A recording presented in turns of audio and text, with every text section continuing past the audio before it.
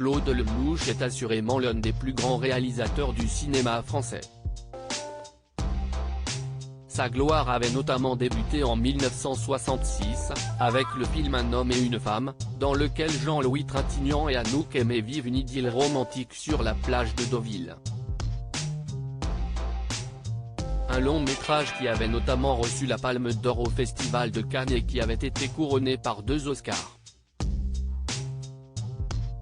Claude Lelouch, CIST aussi l'aventure CIST l'aventure, 1972, avec Jacques Brel et Lino Ventura, À nous deux avec Catherine Deneuve ou encore Itinéraire d'un enfant gâté, 1988, avec Jean-Paul Belmondo.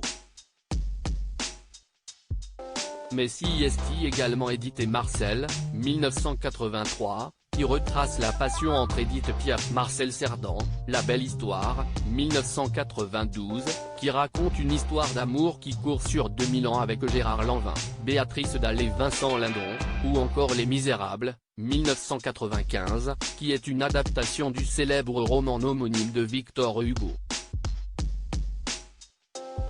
Ça durera ce que ça durera, une belle et longue carrière, qui était d'ailleurs à l'honneur ce lundi 14 novembre 2022 au Palais des Congrès de Paris, puisqu'un spectacle symphonique était organisé en hommage à sa carrière.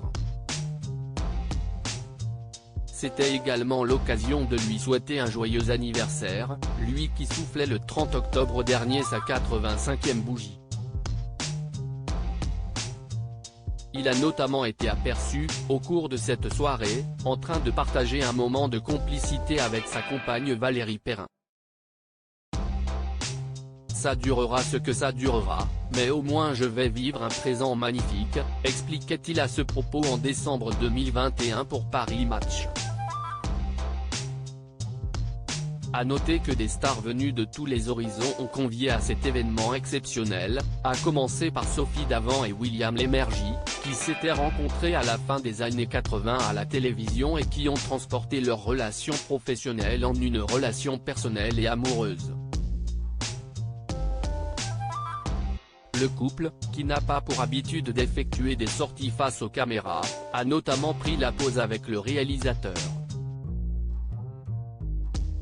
Précisons que les acteurs Gérard Darmon et Jean Dujardin, les actrices Mathilde Seigner et Elsa Zilberstein, ainsi que les chanteurs Patrick Bruel et Thomas Dutronc, ou encore les journalistes Nelson Montfort et Bruce Toussaint, étaient également au rendez-vous.